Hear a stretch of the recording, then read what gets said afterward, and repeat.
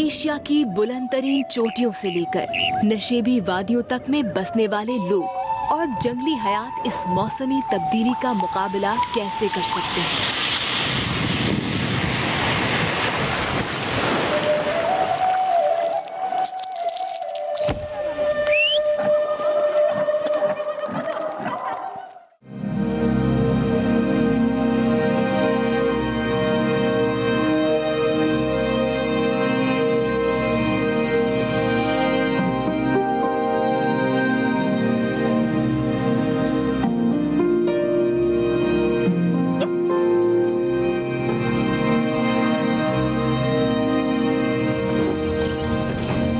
मेरा बचपन में तो बहुत ही बड़ा, कोई 4-5 फुट पड़ता था सर्दियों में ना। ये बीच वाला गली है खाली, ये बस छत के ऊपर का बर्फ हटा के बढ़ जाता है।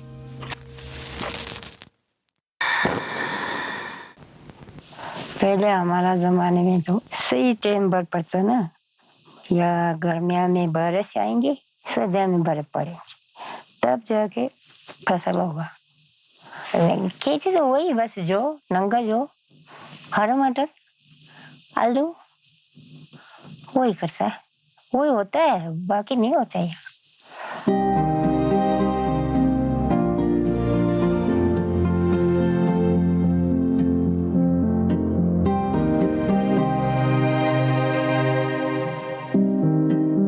बचपन में बहुत बरता है, इतना बर्फ गिरा है ना बाप रे, यहाँ से जाने का बहुत मुश्किल होता है, इतना गिरा। जब बर्फ गिरेगा तो बहुत सारे मटर आएगा, बहुत सारे पैसे मिलेगा ना, जितना भी पड़ेगा ना बहुत अच्छा है। बर्फ नहीं गिरेगा तो बहुत मुश्किल है यहाँ। लैंजोम और चिलकत दोनों दुनिया के सबसे ऊंचे आबाद गांव में से एक में रहते हैं, जो हिमाचल प्रदेश इंडिया के जिले स्पीति में वाक़ है। ये हिमालय पहाड़ी का सबसे ऊंचा सहरा यानी रेगिस्तान है, जो कई लिपिड जानवरों जैसे बर्फानी चीते और हिमालयाई भेड़ियों का घर है। इंडिया की ऊंचाई का ये तीसरा हिस्सा तिब्बतन सकाफत की एक नायाब जगह है, जो यहाँ बची हुई है। अपनी बका के लिए यहाँ के बसने वाले खाना बदोश मवेशियों पर ही निसार करते हैं। यहाँ के बैल, मवेशी, घोड़े और भेड़ जो इनकी जमीन को जोतते हैं और इनकी रोजी रोटी में मदद करते हैं। इस तरह ये इनकी रूहानी जिंदगी और सकाफत से एक गहरा ताल्लुक बना चुके हैं और इनसे जुड़े हुए हैं। हिमालय के बादलों के साए में वाकई स्पीति बिखरी हुई फसल और खुश्क और तल्ख मौसम का शिकार है। यहाँ साल में सिर्फ एक बार ही फसल होती है।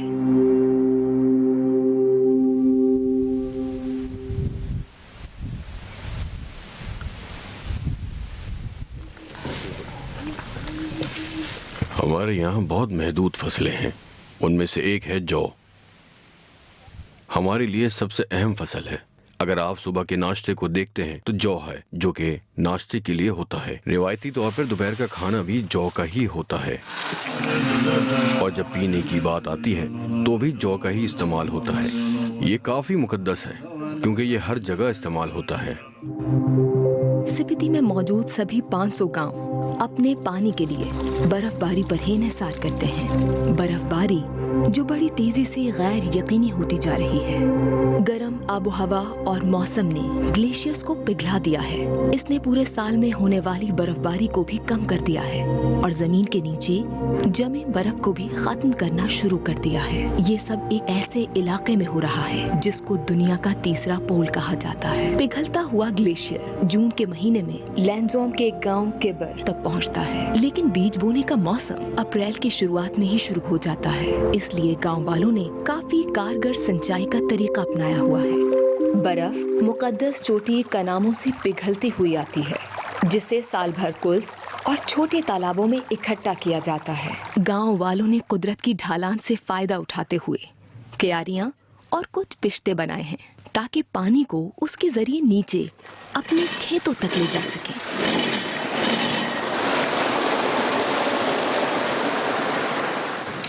लैंजोम और दीगर खवातीन पानी बांटने और सिंचाई की निगरानी करती हैं।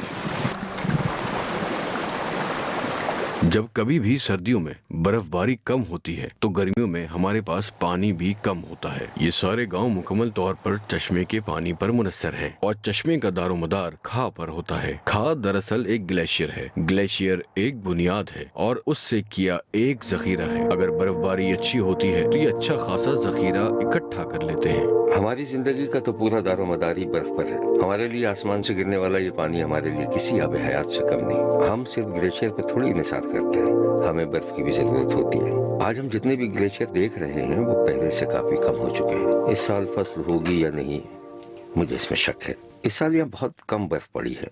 अगर इस साल गर्मियों में अच्छी बारिश हुई तो हमारी फसल बच जाएगी, लेकिन यहाँ बारिश बहुत कम होती है। 50 सालों में तो काफी बदलाव तो हुआ। अब रोड निकालना, हरा मटर आया। अब तो लोग जिम्मेदार लोग, इनके पास जो ज्यादा जमीन है, अब तो हरा मटर बीज करके लाखों कमाता है। मटर सिपती वादी के लिए सब्ज इनकलाब है, लेकिन इसको रिवायती जौ और काले चने के मुकाबले में ज्यादा पानी की जरूरत होती है। फिर से जौ उगाने की जरूरत नहीं है। आप मटर के साथ भी अपनी किस्मत आजमा सकते हैं।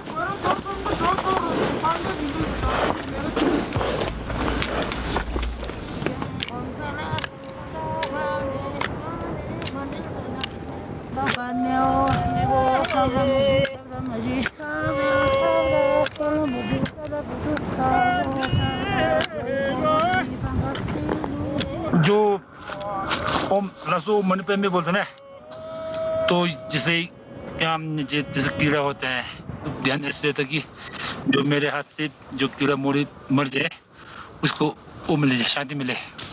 ओम मन पे में हूँ। जैसे या वगैरह भी तो औरतें ज़्यादा और या लोगों को भी तो जितना थकावट हो वो दूर हो जाता है। लसो मन पे में बोने के बाद या थकावट दूर हो जाता है। जैसे सर्दियों में तो बर्फ नहीं पड़ा ना, हफ्ते पहले बर्फ पड़ा, ठीक पड़ा, तो लोग अभी बजाय शुरू करे बर्फ का तो उम्मीद छोड़ दिया। अब गर्मियों में हमारा बारिश की उम्मीद है, बारिश आ जाए तो फिर फसल ठीक आ जाए, ना तो ये बिजाई वैसे वैसा ही है। हिमाचल में हिमालय पर जमी हुई बर्फ 2020 तक 18% कम हो चुकी है। 2021 में लाहौल और स्पीति में भी सिर्फ 96 सेंटीमीटर बर्फबारी हुई, जो पिछले 10 सालों में सबसे कम दर्ज की गई है। आब पाशी का पुराना तरीका, जो कि बर्फबारी पर मुनहसिर है, अब काम नहीं कर रहा, जिसकी वजह से अब स्पीति गांव के रहने वाले रूहानी रहनुमाओं और दुआओं की तरफ रुजू कर रहे हैं। 2021 में बारिश के लिए बड़े राहबरों को दुआ की दरख्वास्त की गई ताकि इस साल की फसल को बचाया जा सके।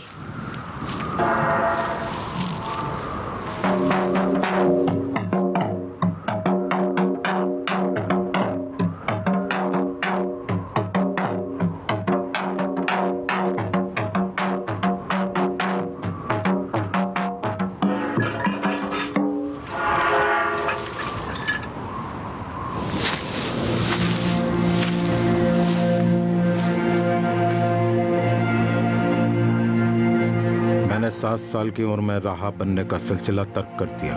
तभी से मैं की इबादत गाह में लामा बनकर रहा हूँ। मेरी पूरी 90 साला जिंदगी में मैंने इतनी कम बर्फबारी कभी नहीं देखी। ये साल बर्फबारी के लिए बहुत ज्यादा खराब था। इससे पहले हमें बर्फबारी के लिए दुआ करने की जरूरत नहीं पड़ती थी, लगातार बर्फबारी हो जाया करती थी। लेकिन आजकल कम बर्फबारी की वजह से हम दुआ करते हैं कि बर्फबारी हो जाए।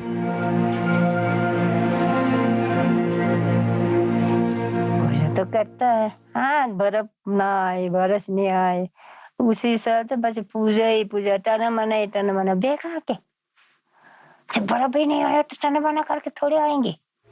लोगों का बेम है ना, मैंने वहां से नहीं आ रहे बोलते, वहां जाके कुछ टना मना करता है, फिर थोड़ा पानी नीचे आता है, फिर वहां से नहीं आते, क्योंकि मिट्टी रेतीली जगह है, पानी वही रेत खा लेता है। टना मना करके थोड़े पानी आएंगे। ऐसा है।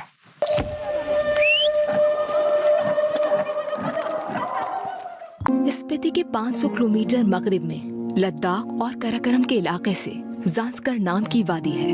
ये एक और बुलंद पहाड़ी है जो हिमालय की वादियों में फैला हुआ है। जो कि जुग्राफियाई तहजीब के लिहाज से स्पीति जैसा ही है, लेकिन इसकी आबो हवा और भी ज्यादा खराब है। ज़ांस्कर को पानी के बदतरीन बहरान का सामना है। साल 2000 में हिमालय की पहाड़ी से ग्लेशियर हिंदू कश ने अपने एक चोटी के हिस्से को 1 साल से भी कम अरसे में खो दिया, जो पिछले 2 दिहाइयों के वक्त से भी 2 गुना तेजी से 2014 तक ज़ांस्कर की 800 से ज्यादा ग्लेशियर्स का जायजा लिया गया, जिससे पता लगा कि इन सब ने अपने असल वजन का 13% हिस्सा खो दिया है। मेरी जिंदगी में ग्लेशियर्स का सीधा असर रहा है। मैं स्तोगदी नाम के गांव से हूँ और ये आपके पास मौजूद मिसालों की फहरिस्त में सबसे अव्वल नंबर पर आता है जहाँ पानी की काफ़ी किल्लत है। जितने भी देहात आपको यहाँ मिलेंगे, ये सारे के सारे ग्लेशियर्स पिघलने के ऊपर मुनहसर हैं। फसल के दिनों में हमें पानी की ज़रूरत होती है और एक दिन में ग्लेशियर्स से पिघलता हुआ पानी जो गांव के अंदर तक आता है, उसे 7 फैमिलीज आपस में बांटते हैं। लद्दाख की सबसे मशहूर कहावत शायद यही होगी, छू में नायोल मेत। अगर आपके पास पानी नहीं है तो आपका कोई इंतजाम नहीं है।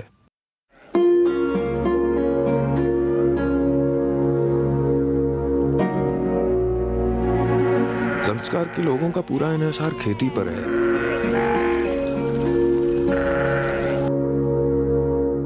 इससे बढ़कर ये कि ये गैर इंसानी तहजीब है। हम खाना बदोश तबके के लोग हैं।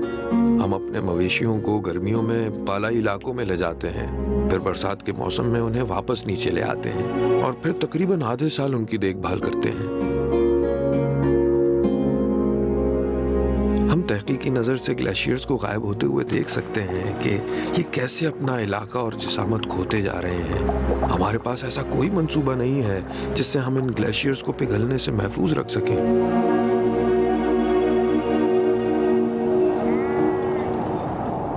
साइंसदानों को ज़ांस्कर और स्पीति में तेजी से पिघलते ग्लेशियर और इनकी पिघलने की मिकदार से मौसमी तब्दीलियों का सबूत मिलता है। स्पीति और लद्दाख के करीब लाहौर में वाक़ई छोटा शिगरी ग्लेशियर हिमालय की चोटी का एक ऐसा ग्लेशियर है जिस पर सबसे ज्यादा तहकीक की गई। मैंने 2008 में आते ही इस ग्लेशियर का मुताला शुरू किया था। मेरे ख्याल में तब से मैंने 39 से ज्यादा छोटे सफर इख्तियार किए हैं। ऐसा लगता है जैसे ग्लेशियर हमें बुला रहे हों, क्योंकि उनके नज़ारे बहुत ही खूबसूरत होते हैं और पानी के मंबे जिनका हम मुताला कर रहे हैं वो निचले हिस्से के लोगों के लिए काफी अहम है।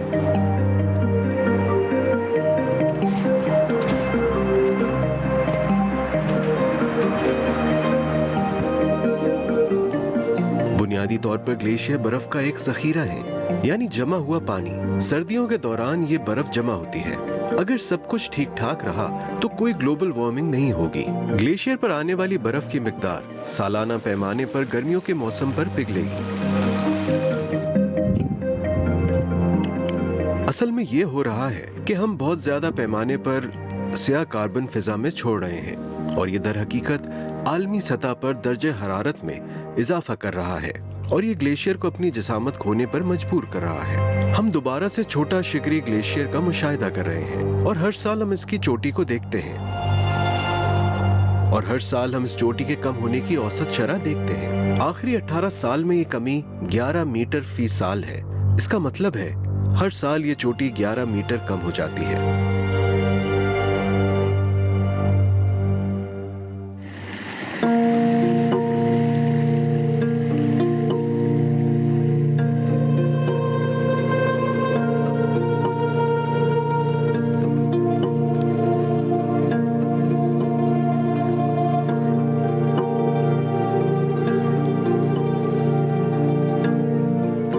किबर अपने सब मटर के लिए मशहूर है। यहाँ के मटर काफी अच्छे और मीठे होते हैं।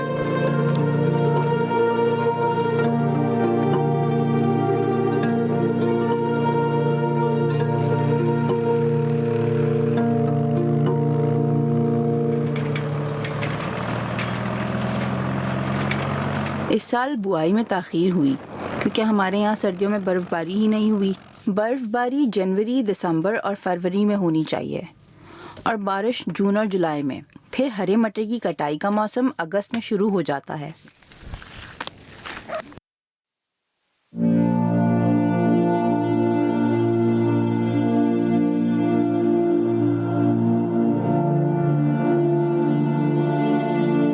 इस साल पैदावार तसल्ली बख्श नहीं हुई। ये बहुत कम पैदावार है, मामूल की मिक़दार से सिर्फ निस्फ है।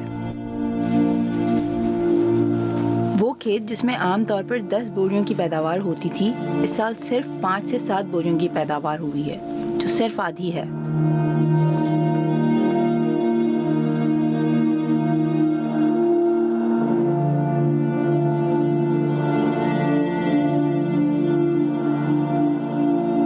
बिल्कुल गैर मुतवक्को है। कभी कभी भारी बर्फबारी होती है और कई बार बहुत कम। ये ज़रूर ग्लोबल वार्मिंग ही का असर है। पिछले साल अच्छी बर्फबारी हुई थी, इस साल न सिर्फ बर्फबारी कम हुई बल्कि सर्दियाँ भी नहीं पड़ी। सर्दी भी पहले के मुकाबले में काफ़ी कम है। ऐसी मौसमी तब्दीलियाँ हमें ठीक नहीं लगती।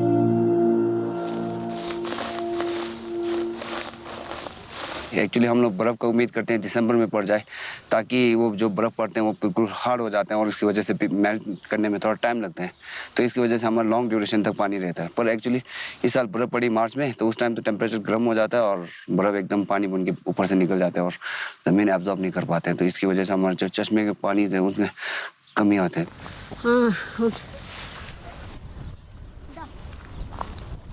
यहाँ पे मेरे एक पड़ोस में रहते हैं, उनके पास 4 खेत है। तो इस साल बर्फ़ नहीं पड़े तो उन्होंने खेत बीजा ही नहीं है, क्योंकि हमारे गांव में एक रूल है कि बड़ा घर छोटा घर, जो बड़ा घर के पास पानी होगा एक दिन सिंचाई करेंगे, एक दिन आराम करेंगे, फिर एक दिन सिंचाई करेंगे। ऐसा है बड़ा घर का। छोटा घर का ऐसा है कि 2 दिन आराम करेंगे, तीसरा दिन जाके सिंचाई करेंगे। और एक ऐसा भी फैमिली मेम्बर्स है जिनके पास पानी है नहीं, बिल्कुल ही ज़मीन है उनके पूर्वज के, पर उनके पास पानी नहीं है।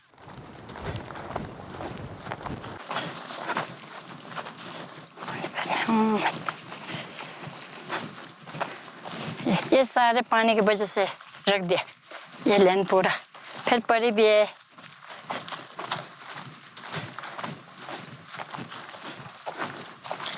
पहले तो साल में आते समय तो पूरा खेत लगाते हैं। मटर होते हैं, आलू होते हैं, गोभी होते हैं। अब यहाँ के बहुत साल हो गया, 6, 7, 8 साल हो गए। और नीचे वाले खेत तो बिल्कुल ही नहीं लगाए, खाद ऐसे ही पड़ा वैसे। यहाँ से नीचे तो पूरा बिल्कुल ही नहीं लगाए ना।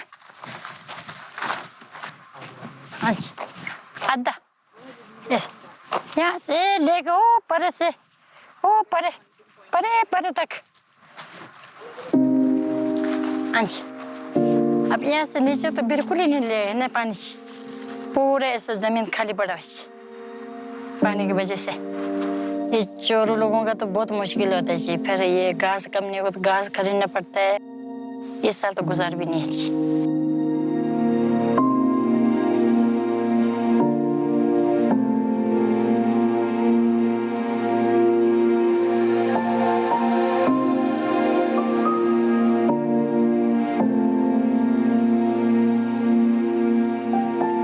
तो जो गर्मियों में कमाता है वो सर्दियों में तो खाता है। फिर पानी नहीं आएगा तो फिर हमारे को तो बहुत प्रॉब्लम है। फिर तो कुछ खाने के लिए नहीं रहेगा ना, फिर शायद इधर उधर से काम ढूंढना पड़ेगा, लेबर का काम। कभी कभी हम सोचते हैं कि सब कुछ छोड़ दें, फसल के बिना यहाँ कुछ नहीं। हमारी आमदनी का वाहिद जरिया काश्तकारी है। हम मुकम्मल तौर पर उसी पर इन्हिसार करते हैं। हम घोड़े पालते हैं और उन्हें बेचते हैं, लेकिन ये पेशा भी अब दम तोड़ चुका है।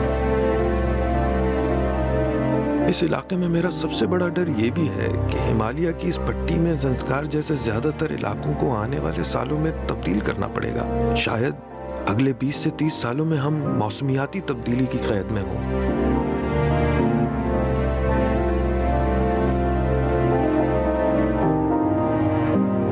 लेकिन नकल मकानी शुरू हो चुकी है। 1 दिहाई पहले ज़ांस्कर में क्यूमी के गांव का पानी खुश्क होता देखकर लोग नकल मकानी करने पर मजबूर हो गए थे। अगली 3 दिहाइयों में मौसमियाती तब्दीली 2 करोड़ लोगों को उनके घर छोड़ने पर मजबूर कर देगी। मैं ऊपर क्यूमिक में रहता था। पानी की कमी की वजह से हुकूमत ने हमें निचली क्यूमिक में ज़मीन मुहैया की, लेकिन यहाँ आने के बाद भी हमें मुश्किलात का सामना करना पड़ता है। हमें यहाँ मुंतकिल हुए 20 साल से ज़्यादा का अरसा हो चुका है। माजी में मेरे दादा दादी और वालिदैन ने भी पानी की नहरें बनाने के लिए बहुत ज़्यादा मेहनत की। हमने हुकूमत को मशवरा भी दिया। हुकूमत कहती है कि इनके पास हमारे लिए मंसूबे हैं, लेकिन हमें न सड़कें मिली हैं न पानी, और हम अपने इंतज़ामात खुद कर रहे हैं।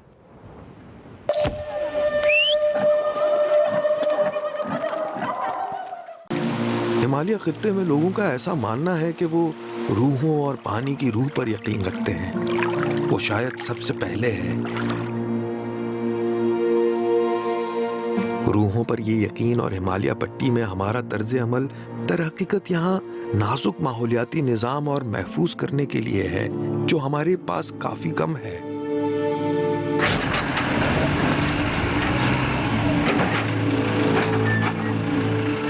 सालों की तरक्की और हुकूमती मदाखलत के बाद भी जिस चीज को वो तवज्जो नहीं दे सके, क्या यही रवैया है जिसने हमें सख्त हालात में जिंदा रहने पर मजबूर किया है? और ये देखना अफसोसनाक है, क्योंकि बिलाखिर इसका असर बराह रास्त लोगों की जिंदगियों पर पड़ेगा जो हिमालयी इलाके में रहते हैं, और जंगली जानवर और यहाँ का पानी, इन सब पर यकसा असर होने वाला है।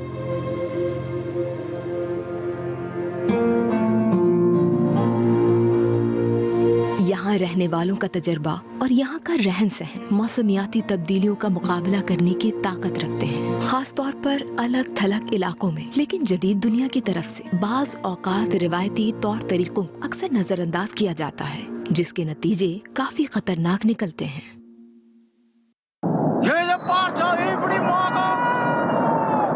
देखिए भाई, तूफान आ रहा जबरदस्त, कंपनी की तरफ जा रहा है। ये कंपनी का देखिए भाई, तूफान आ रहा जबरदस्त, कंपनी की तरफ जा रहा है। ये एक वहाँ पे भी खड़ा है पापा, शायद पापा बैराज के ऊपर एक आदमी खड़ा है पापा, वो देखो। बाप रे, ये तो वहाँ पर ले आ गई। वो एक आदमी है वहाँ पे। तो चमोली के हादसे में क्या हुआ? एक चोटी है जिसे रोंती चोटी कहते हैं। इस चोटी के बिल्कुल नीचे वहां एक लटकता हुआ ग्लेशियर था, और वो ग्लेशियर अपनी बुनियाद के साथ ही फिसल गया और यहां वादी में नीचे आ गया। वादी की जमीन से टकरा गया, और इसके असर से जारी होने वाली तवानाई हिरोशिमा बम से 15 गुना ज्यादा थी। चमोली के हादसे में 200 से ज्यादा लोग मर गए। ये मौसमियाती तब्दीली की आफात में से सिर्फ एक तबाही थी जिसने हिमालयाई इलाकों को मुतासिर किया। पिघलने वाला परमाफ्रोस्ट, जमीन का फिसलना और बर्फीले तूफान। पिघलते हुए ग्लेशियर से सैकड़ों नाहमवार झीलें बन जाती हैं, जो कि मलबों के जमा होने से फट सकती हैं और नीचे की वादियों में सैलाब आ सकता है। 2021 में ही हिमाचल प्रदेश सूबे में 35 बड़े लैंडस्लाइडर्स, 17 सैलाब और 121% ज्यादा बादल फटने के वाकयात सामने आए हैं।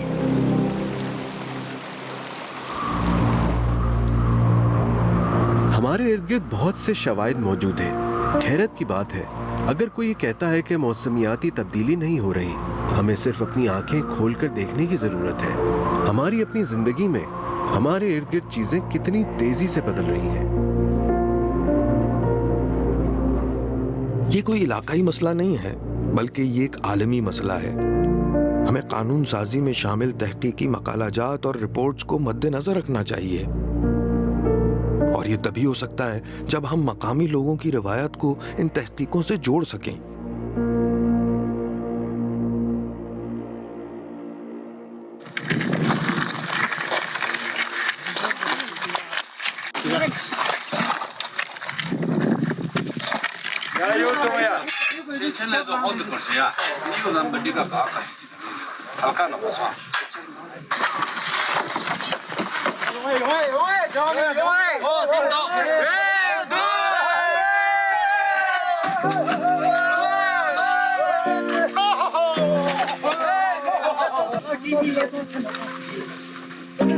पिशु को एक तवील अरसे से पानी की किल्लत का सामना है और हुकूमत की तरफ से पहले ही एक नहर की तामीर जारी है जिसका काम कभी खत्म ही नहीं हुआ। नवीकरणा इदारे ने ये सारे मामलात अपने हाथ में ले लिए हैं। तंजीम का मकसद हिमालय और इसके गिरदोनवाह के खुश्क देहातों में शफाफ और पायदार पानी के सामान पैदा करना है। उनके पायलट प्रोजेक्ट का मकसद पिशु के ऊपरी ज़खायर तक सोलर पावर पंप के जरिए चलने वाले पंप्स का इस्तेमाल करते हुए पानी पहुंचाना था।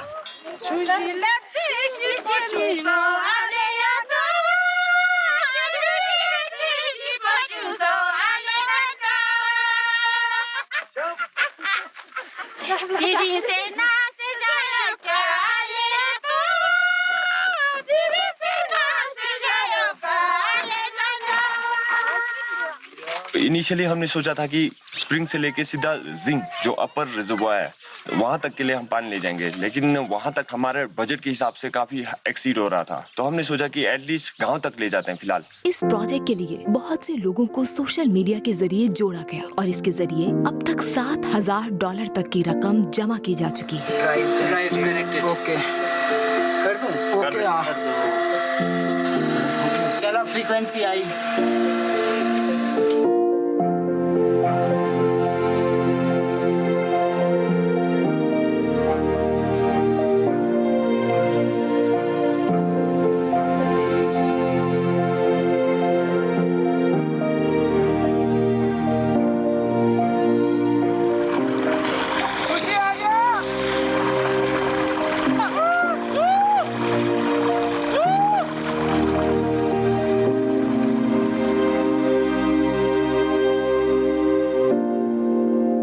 इसके अलावा हमें पानी मिलने के हवाले से बहुत सारे मसाइल हैं। ये मसला इतना बड़ा है कि यहाँ की माएँ मुंह भी नहीं धो सकती।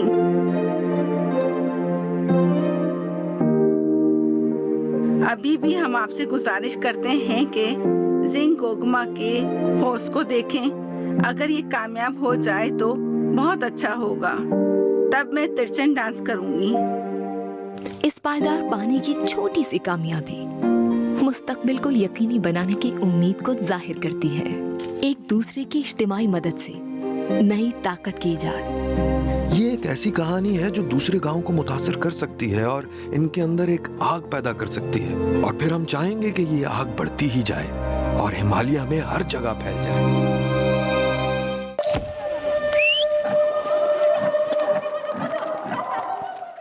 वक्फे से पहले आप बहुत ही खूबसूरत डॉक्यूमेंट्री फिल्म देख रहे थे। बामे अर्ज़ की बाज़गश्त का ये खूबसूरत सिलसिला है और इस डॉक्यूमेंट्री का नाम था नो वाटर नो विलेज, जो बुनियादी तौर पे लद्दाख की कहावत है कि जहाँ पानी नहीं वहाँ आबादी नहीं, और ये बहुत बड़ी हकीकत है। मेरे साथ इस वक्त मुनमुन ढलेरिया हैं जो कि फ़िल्म मेकर हैं। इस खूबसूरत डॉक्यूमेंट्री फ़िल्म को इन्होंने प्रोड्यूस किया है, और इसके अलावा मेरे पास लॉब्जंग हैं जो कि वाटर के हवाले से, पानी और इन तमाम मामलात पे एक एक्सपर्ट की हैसियत रखते हैं। सबसे पहले मुनमुन ढलेरिया, आपसे गुफ्तगू का आगाज़ करूँगा। बहुत शुक्रिया आपने हमें ज्वाइन किया। सबसे पहले तो आपको बहुत मुबारकबाद कि आपने बहुत ही खूबसूरत ये डॉक्यूमेंट्री फिल्म बनाई, और हिमाचल प्रदेश जो है वो बहुत ही खूबसूरत है और हमें वो खूबसूरत जो पहाड़ हैं वो दिखाने का बहुत शुक्रिया। लेकिन उसके साथ ऑफ कोर्स एक ट्रेजेडी जुड़ी हुई है। क्लाइमेट चेंज के हवाले से आपने बहुत सारी चीज़ें, बहुत सारे जो हकायक हैं उनसे पर्दा उठाया है, और इस डॉक्यूमेंट्री फिल्म में जो आपने ग्लेशियर्स के बारे में बताया है कि एनुअल सालाना 11 मीटर तक सुकड़ रहे हैं, और 2050 तक एक पैटर्न आपने बताया है कि सैलाब और फ्लड्स होंगे, और उसके बाद शदीद जो खुश्क साली है वो मुतवक्की है। तो इस वक्त आबादी यानी उस वक्त 2050 तक तो पॉपुलेशन कहीं ज़्यादा बढ़ चुकी होगी। तो कराकोरम और हिमालय के जो बुलंद पहाड़ हैं, क्या मतलब सिर्फ इंसान वहाँ मुतासिर तो नहीं होगा? इन आफतों का, इन मसाइब का जो शिकार है वो बराह रास्त मैदानी इलाके या नीचे जो प्लेन्स हैं वो भी होंगे। तो क्या ऐसा ही है 2050 के बाद आप क्या देख रही हैं? बहुत बहुत शुक्रिया सर हमें यहाँ बुलाने के लिए और हमारी डॉक्यूमेंट्री स्क्रीन करने के लिए। सो हाँ, ये जो साइंटिफिक एविडेंस जो हमने फिल्म के थ्रू पेश किया है वो बहुत ही वर्ल्ड में माना गया है। जो हमारी फिल्म में आप देख सकते हैं, फारूक आजम जी हैं जो एक IIT इंस्टीट्यूट के ग्लेशियोलॉजिस्ट हैं। उन्होंने पिछले 10-15 साल में ये पढ़ाई करी है और उन्होंने हमें ये बताया था कि बहुत सारे मॉडल्स में ये सिमुलेट हुआ है और ये वो इतना गंभीरता से वो नहीं बताना चाहते, वो डर नहीं पैदा करना चाहते लोगों में, लेकिन ये सच है और हम देख भी रहे हैं कि अभी से अगर हमें इफेक्ट्स दिख रहे हैं क्लाइमेट चेंज के, तो 2050 के बाद ये प्रॉब्लम्स होने वाली हैं and most of the models are showing कि ऐसा होगा। पर्सनली स्पीकिंग, जहाँ पे मैं हूँ हिमाचल में इस वक्त, इस पिछले 4-5 सालों में मैं शहर में रहती हूँ या फिर इंडिया के बाकी बड़े शहरों में भी काम करती हूँ, हर जगह क्लाइमेट चेंज का किसी ना किसी तरह का इम्पैक्ट देखा जा रहा है। तो ऑफ कोर्स हम देख सकते हैं कि अभी अगर इतना ज्यादा है तो 2050 तक कितना हो जाएगा। लफ्ज़िंग, आपसे आपकी तरफ आऊँगा। इंडिया और पाकिस्तान जो हैं, हाई माउंटेन्स जो हैं वो शेयर करते हैं, तवील तरीन ग्लेशियर्स जो हैं वो इंडिया और पाकिस्तान, ये तकरीबन एक ही रीजन है। और जब हम क्लाइमेट चेंज की बात करते हैं तो ऑफ कोर्स वो कोई सियासी बाउंड्रीज़ को तो नहीं देखती, वो तो हर जगह पे बिल्कुल उसी तरह है। और पाकिस्तान में गिलगित बल्तिस्तान है या ये इलाके भी इसी तरह क्लाइमेट चेंज से मुतासर हो रहे हैं। अब आपकी ये जो डॉक्यूमेंट्री देखने के बाद देखा गया कि जो वाटर चैनल्स हैं जो बड़ी मुश्किल से लाए गए, कहीं मतलब जो हमारे आबाओ अजदाद थे, फोर फादर्स थे, उन्होंने बड़ी मेहनत से वो वाटर चैनल्स लाए, उनके अंदर अब पानी नहीं आ रहा। तो इसका मतलब है कि वो जो मैंने लफ्ज़ इस्तेमाल किया है दास, यानी वो जो बंजर, तो हम बंजर से जरखेज़ी की जानिब, और फिर हमारा सफ़र जो है वो वापस उसी तरफ जा रहा है, दास की तरफ। जी हाँ, पहले तो शुक्रिया बुलाने के लिए। और जी, आपका जो आपने अभी सवाल पूछा वो काफ़ी इंटरेस्टिंग है, क्योंकि एक साइक्लिक तरीके से हम इसको देख सकते हैं कि पहले जब यहाँ पे आबादी हुई थी हिमालयन रीजन में, एक फ्रेजाइल इकोसिस्टम बोलते हैं जिसको, कि बहुत नाजुक होता है। तो जो बैलेंस आप अपने वाइल्ड लाइफ के साथ होते हैं या पानी के साथ, ग्लेशियर्स के साथ या वादियों के साथ, जो हम बैलेंस जो रिलेशनशिप शेयर करते हैं वो बहुत ही नाजुक होते थे। तो उसमें उस मुश्किलात में जो उन्होंने बंजर ज़मीन को फसल उगाना शुरू किया, तब से ये आबादी जो है हिमालयन रीजन में उतनी बड़ी नहीं है, क्योंकि एक लिमिटेड लैंड या रिसोर्स होता था तो उसी को बांटना पड़ता था। और जो बांटते थे वो एक सिस्टम होता, हर विलेज में, आप हर गांव में एक अलग सिस्टम होगा। जिस इलाकों में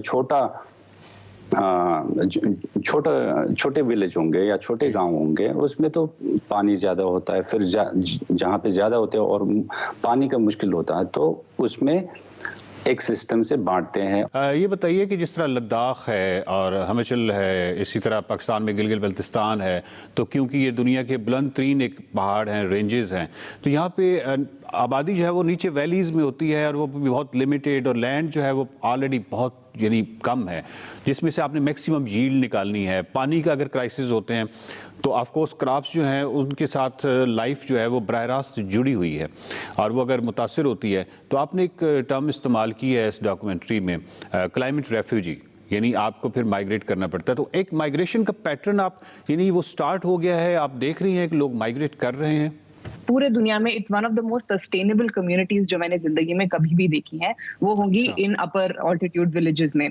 कोई भी चीज वहाँ वेस्ट नहीं होती, प्लास्टिक का इस्तेमाल नहीं होता, पानी, खाद, सब कुछ एक सिक्लिकल मैनर में रहती है।